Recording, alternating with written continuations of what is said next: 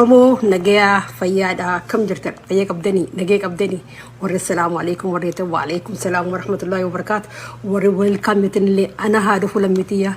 ya dada kam jirtan fayya qabdanii nagaya qabdanii zeega wanta ka jirtan wadu dufna so wani ni dufeef guddoon takka arraqa lichi kharaatu kida khutee jaan dalaga khutee jaani so rabbiin ha beeku man deemeefi garu ilmaan Oromoodha waan dhufuuf radii ta'uu qabdan ilmaan Oromoodha. Waan dhufuuf gitee ilmaan Oromoodha wal jaaruu qabdan. Ammas booda gartee maareen taane jiniin taane Oromoon akkan jenne dargaggeessi wal jaara. Akka durii ol caalaa dargaggeessi wal jaara. Beekaa wal jaaramee jiran beekaan akka jirutti gartee kominikeetii hedduu qabanii garuu dargaggeessi wal jaara. Isin warri qabsoota narra du'aa turees.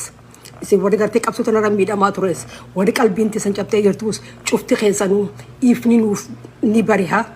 Ifni kun I think akka waan kana dhufee fakkaata. So tanaafu Oromoon gartee bikka jirturti. Communicating wal quba qabaachuu wal jaaruun gartee waliin deemuu. Qabsoo tana keessa gartee qooda qabaachuu qaban ilmaan Oromoodha. So tanaafu wal jaartee yoo waliin wal bira dhaabbatte bicha qooda keessaa qabdan Oromoon wal jaaruu qabdi. Ijoolleen dargaggeessi karaa gartee waraabessaa wajjin nama fe'amaa jiran tuni gartee nampi pirratti gartee waraanaa wajjin kanatti fe'amaa jirtan Oromiyaa keessa dandeessanii Oromoo itti dubbadda dilaa dhumaa jira. Ijoolleen deemtee hidhachaa jirtu miidiyaa harkuutti hin jirtu moo hawaasa kana keessa waan deemaa jiru dhaga'uutti hin jirtu moo Oromoo maal ta'aa jirtan Oromoo walitti himaa gartee gartee bilaashii dhumaa jirtu dhugaa rabbi sayyoo fe'e qaamni isaanii akka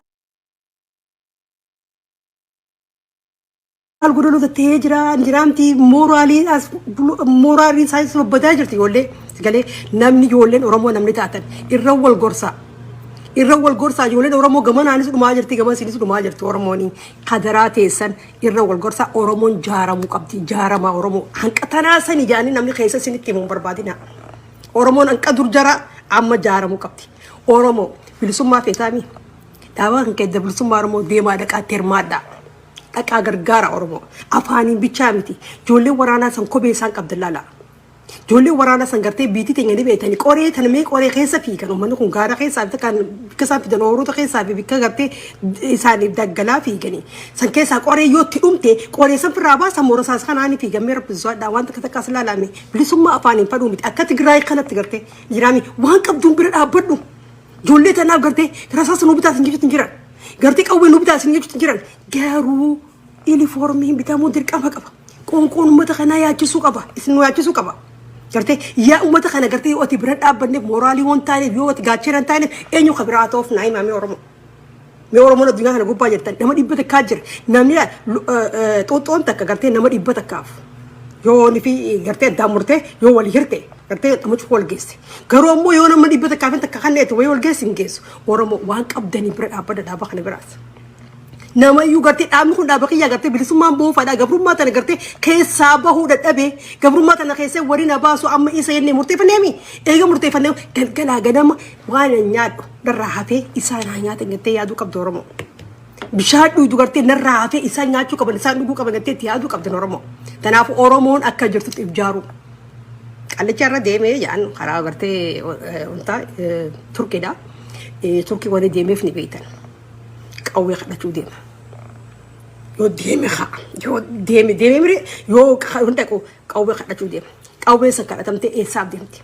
Meeshaan inni wali qabee deemee gartee amaarree akkana qaban meeshaa Oromoo.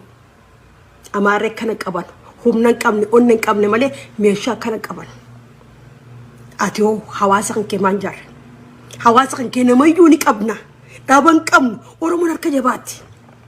Sigalee akka Tigraay kana gartee onnachuudha nu barbaachisa.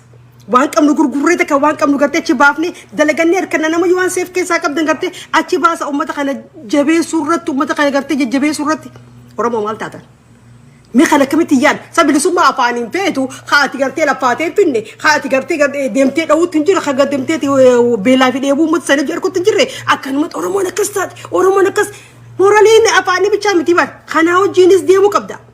humnaa wajjiinis deemuu qabda. Supporter di baru malakan support gote morali support qabda humnaan gartee siif jirra cina jirreetti gartee gaachana ta'uu qabda gartee khabiraat illee moraalin isaa gartee ka morbility taatu gartee akka disappointed faffaca'u dhaabni adda bilisummaa Oromoo wanni man guddoota gartee humnatti dhorkee gootee maal dhaabni namaa laal baatiitti maallaqa kafalan tanaaf gartee taqammaaci qaban maallaqa qaban tanaaf humna qaban ummanni mati Tigireetis hin dhagayaami isaan baatiirraa gartee uummata isaaniitiif waan buusii qaban teenyee akkasni qabdi hin qabdu baasaa inni wani ammas hin kadhannoof hin jirtu bara baasaa gargaara ganii wani hin kadhatuuf hin jiru bara soo tanaafuu buusii namni baatiirraa beekee bilisummaa feenaan duuti gartee duuti injira gartee duuti tu naagee yettee fitti himnaan gartee gargaaruudha. Jolle san caantaan deemtee qeema firummaan hin baddu laallee garuu jira dhalaas dhiiraatis gartee akkamii jiraatan meenaan caantaa deemanis san mee maaltu si dhageeffama mana keenya keessa makee kophee dhibbata kaa mana keessa jiraami. Okey namni san gizi eenyu achi caantaa san hin deemu. Namni waraana akkamii deema waraanni gartee ilaa jilbatti kophee isa geessu uffateeti bishaani halla yaada waa meeqa keessa utaalee takkaan keessa ce'ee kuta kun amma caantaan achitti gartee yoo inni firraa murtaa akka ta'e yoo achitti qoree jirte achitti miiluu kana firraa harka sama maal firraa godhamee naa yaami xilaata firraa dhorka. Sotonaafuu Oromoon firra yaaduu qabdi gartee murtii mataa akkatti firra muruu qabdi afaaniin bichaan Oromoon akkam jirti Oromoon maal taate Oromoon maal jirti miti humna itti godhaa bira dhaabbadhaa kanaanis dargaggeessiif jaara. Waan dhufu cufaafuu tanassan ijee namni kan isinii mun barbaadina if jaara dargaggeessi jaarama nama jaarame humna qaba namni takka akkamitti wayyaaneen gartee kana gaafa kaanii sanii nu deebistii akka gaafa 1991 mo 92 san gartee akkasii nu deebistii maariyaan Oromoo yoo ati jaaramte yoo ati jabaatte abbaan fadhi Ameerikaan dhuftee addaa sin baaftu Ameerikaan fuutee sin darbitu jaaramuun dirqama keeti xiqqaa ati jaaramee humna qabuuf gartee hoddommoomina qabuu fi nama gartee kan dhufee karaarra darbete akkamiin islaamii akkamiin laaltamee akkamiin yaaddamataan keessan yoo jaaramtan yoo gartee humna qabaatti strongii taatan abbaan fadhi Ameerikaa sin darbitu Ameerikaa moggos hin darbitu yoo ati ammoo humna qabaanne yoo gartee ati divide rule wal goote khaanis gamanaan khaanis gamas hin gatee ati kaaroon jirre gartee waa hawaata kan goone walirra duuloo namni fuudhee talleegas darbe jechuudha. Akkasii beeku qabdi Oromoon taduri sanii fi Oromoon ammaan tana generation ammaan tana takkaa miti yala muraa abbaan fadhi Oromoo gabroomsisuu hin danda'u mallee buufuu durallee du gabroomsisuu Oromoo hin danda'u generation kun generation agartee akka duraanitti gartee akka abbootii teenyaatti gartee mataa keessa tumanii gartee gaallaa jaanii guddisanii miti generation kun aan Oromoo jee warra guddate. Ani gartee ani Oromoodha gartee ani ilma Oromooti aadaatiyya seenaatiyya jee warra guddate warra gartee Tigireefillee akka gabroomni jala muranii beekan uummanni Oromoo ati kaaroo dhaaba sigalee ati jabaadhu mataa keetiif dhalaanisif jaari dandeettii qabda beekumsa qabda gartee ati jaaramuu qabda akka dhiiraa gadi gadi wanni nu godhe tokko illee hin jirtu dhiiraa ol taa'anii jiraachuu dandeenyaa mi'ee beekumsa qabna dandeettii qabnaa mi'ee jaarama dhalaanis aadattis biyya keessattis jaaramuun dirqama. Yoo ati jabaate yoo humna qabaate namni si kabaja namni si sodaata yoo ati unity qabaanne atis keessatti wasuma complain Oromoon faayidaan qabdi Oromoon maariidha tuni psychologistii effect ol godhuudha namni kaanis kana ma godhe maali jaaramuudhaa fi humna qabaachuudhaa fi kana baasuudha kuni bikka takka yoo walii qabame waan guddaa san maal godhe kabaja si oora dandeettii si kan humna si kan power harkachaa dhufte jechuudha. Yon kana karma negara ben state mare si complaining god khanis state bo ki complain god wa ke gafa khanis an yon debisanu mare nu debisanu gafa sanu mata walla la jira ummata garte hawas khane garte kati technology ni sinjir to kam ma khanati garte ummanni kam ma khanati garte ni jiramti ummata hawasa o jimmarete timiti gafa san garte inna umman ka garte ci chausani tu akaso godemi esan zabanni khenya kun warra fudatu miti zabanni kun zaman garte iPhone zamanni sangartee flighti ture flighti telephone flighti sangartee kan mata kan walitti bamusan san zamanni kanya kun amo iPhone dole iPhone itti kasoo dargartee kabitti seesee geemisi tabati akkas zaman smart ta'e san maaltu si godha unity and strong godhi jaarama bikka jirtanitti bikka fedhattu maantale Oromoon jaarama waan dhufun beeku qilleensi jijjiiramu kanaas hin beekan jaarama. Humna teessa wal jaara gaafa wayyaanee tu sabanuma keessa fi alumaa fi daggaluma keessa jijjaaramtanii mi saa namni Ameerikaa gartee bika kaameeraan gartee isteetu cufa gartee bika yaatu cufa gatti kaameeraan jiru kanatu namni waa godhee numa deemaa bar biyyattiin biyya kaameeraan jir biyyattiin gartee abaluu kanaas keessa taa'ee haasa'u jir gaa'ee namni si beeku kun jir yoo atummaan gabbaatee haasa'u baatte namni si beeku kun jir feetu ooyiruu keessa taasisuuti feetu gartee bika feete taasisuuti namni si quba qabu jiru kanatti akkamiin namni jiraami wal jalaan haadasaa dheereessee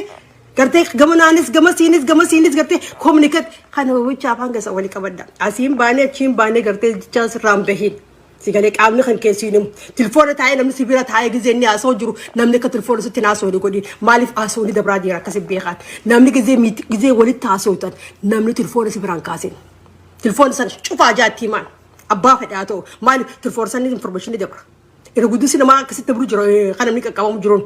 sanaafuu telefoona cufaadhaa miitingii oromoo nama wal taatanii nama wal amantanii nama hojjaa sootanii telefoona cufi wal amannee waliin haasoo na taa'e baallama walii seenaa telefoona cufaa jaan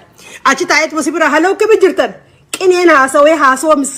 misira dabarsaa beeka akkasi beeka barakkana akkasi yaa'ee gartee misiraan akka gartee qineedhaan akka dabarsanii haasawoo kanin gartee information an kasi gara linkin goone oromoon deetee mirjinaam sikireetan qabadhaame cufa ajaa telefoona tiima abbaa fadhe haa ta'u miitingii jaalallee qaba sabboonummaa ni qaba dhugat oromummaa ni qaba cufi telefoona wanni fadhe gartee gizee si gabbaate booda waliin haasoo yoo feete sammaaliif namni sanis gizee information bara kanaa ture yoo jaaniin approofii bidii jee gaafataan tanaafuu faradaan saachi tarra qaanyootiin ka faradaan deemuu taatees garuu kaastanii aduu dhiite tana 11 sa'aatii kajaan kana gartee saa qorta ka gubbaa jirra amma saa gartee wanni cuftuu dhumattee irra jirtu kanaafuu baatii takkitti ana gartee yoonii fi birraan bari'ees baatuma tana yoo birraan gartee bari'uu baatees baatuma tana keessa kanaafuu oromoon jaarama.